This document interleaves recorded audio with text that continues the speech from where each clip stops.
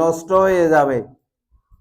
সেই মেধাকে ধারালো করতে হলে কলেজে পড়ো, কলেজে ইন্টার পাস করলে দেখবে যে তুমি ভার্সিটি স্বপ্ন দেখবে। মানুষের জীবনের লক্ষ্য বস্তুটা হচ্ছে আসল।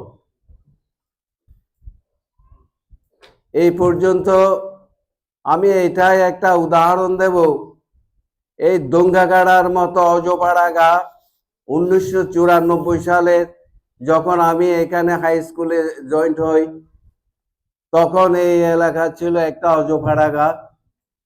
গুটি কয়েক ছাত্র ছাত্রী যেত, চাকমা ভাড়া থেকে 2-1 জন, হরিগুলা, লম্বাগোনা ইত্যাদি।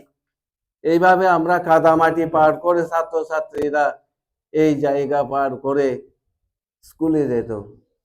তখনকার ছেলেমেয়েরা ছিল খুব বিনয়ী,